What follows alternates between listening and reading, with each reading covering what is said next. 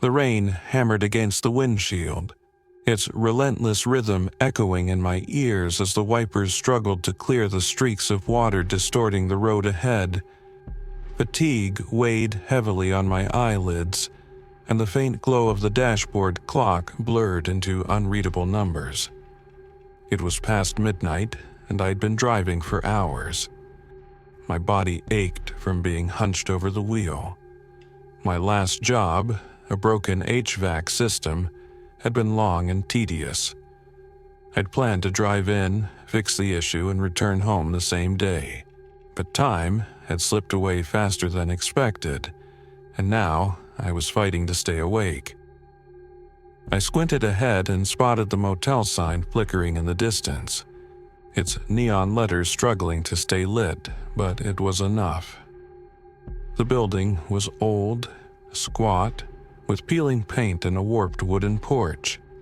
It wasn't much, but it was shelter, and at that moment, that was all I cared about. I pulled into the gravel lot, tires crunching over the loose stones as I killed the engine. As soon as I stepped out, the air felt thick, still, and heavy with the scent of wet earth. A metallic tang lingered faintly in the air, making me uneasy, but I shook it off. I trudged toward the office, my boots dragging with exhaustion. The clerk barely looked up when I entered. He was an older man, his eyes sunken and his face hollowed out by time. His hands rested motionless on the counter, a faint, almost imperceptible smile curling his lips, but it didn't reach his eyes. The register in front of him was an old, dusty relic, a thick ledger instead of a modern computer. I scrawled my name on the last line of the yellowed page, my signature shaky from the lingering tremors of fatigue. The clerk nodded, his hand twitching slightly as he slid a key across the counter. I muttered a thank you and left, not thinking much about the odd atmosphere, the tired eyes of the clerk, the rundown place.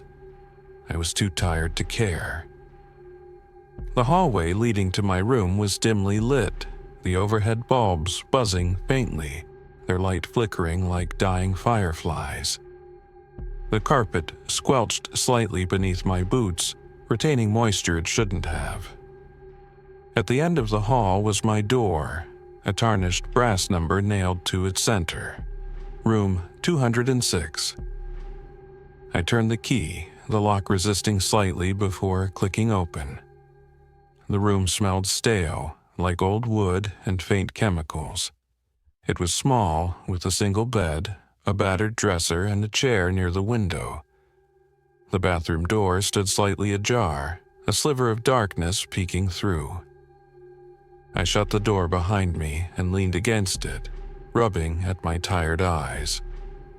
Just one night, I told myself. Then I'd be back on the road, back to the same routine of repairs and long drives. I glanced at the bed. It was pristine, sheets neatly tucked in, blanket smooth, pillows arranged perfectly at the head of the bed. It felt out of place in a motel like this, but the exhaustion pulling at my limbs was stronger than any odd feeling. I ignored the thought and unpacked, setting my bag by the dresser. I decided to shower before bed. The hot water was a welcome relief, easing the stiffness in my muscles. When I stepped out and walked back into the room, something was wrong. The bed had changed. The sheets were rumpled, the blanket twisted in places, like someone had been lying there. The pillows were no longer neat. One was hanging off the side, the other crumpled. I froze, staring at the disarray. I was certain I hadn't touched the bed before. A slow, creeping discomfort settled in my stomach as I walked closer, instinctively reaching for the pillows. Then the TV clicked on. I whipped around, eyes scanning the room. The static on the screen was low. the channels flickering through, pausing briefly on a snowstorm. I hadn't touched the remote, hadn't even looked at it. My heart skipped as I reached for the remote, clicking the button to turn it off.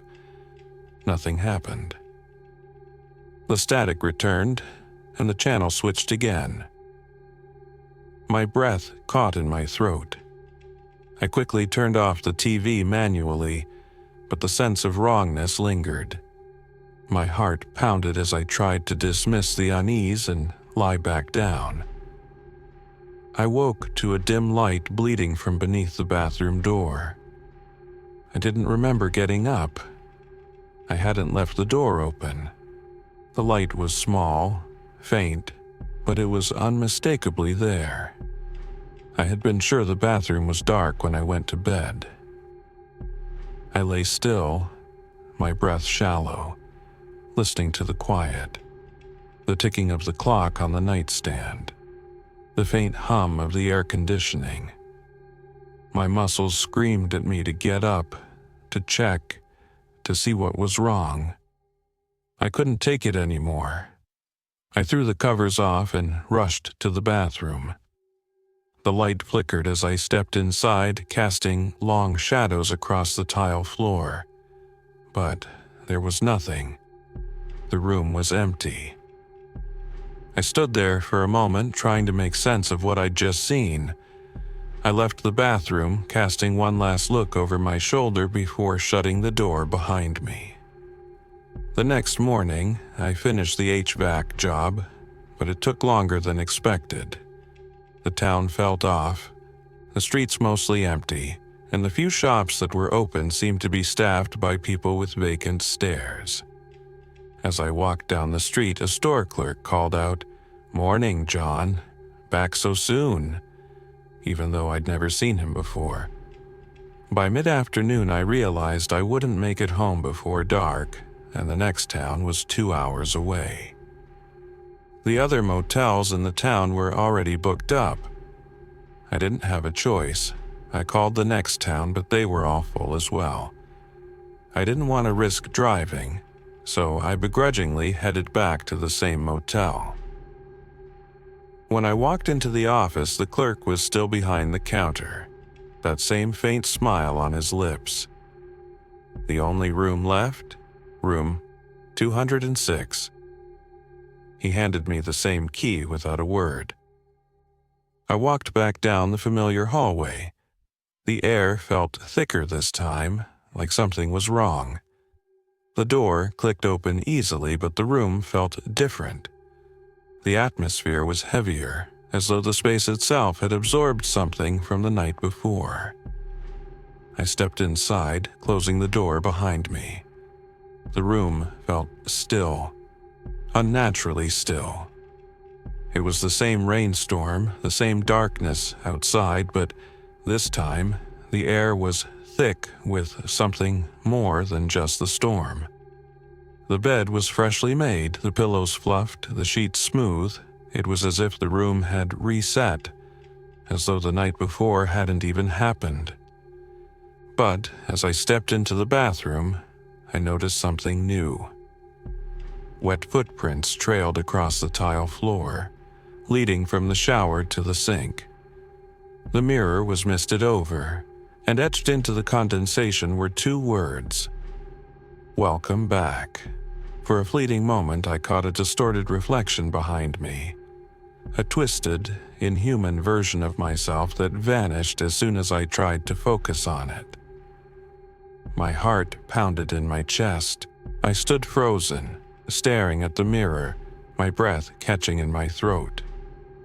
As I stepped out of the bathroom, the TV clicked on. Faint whispers, like a static-filled voice muttering my name, preceded the full blast of static. I rushed to turn it off, but as I did, the window curtains beside the bed slid open on their own, revealing the rain-streaked darkness outside. Just at the edge of my vision, a silhouette flickered in the rain, disappearing as I tried to make it out. The sense of wrongness was overwhelming. I couldn't take it any longer. I grabbed my things, ready to leave, but then my eyes caught the register on the counter in the hallway.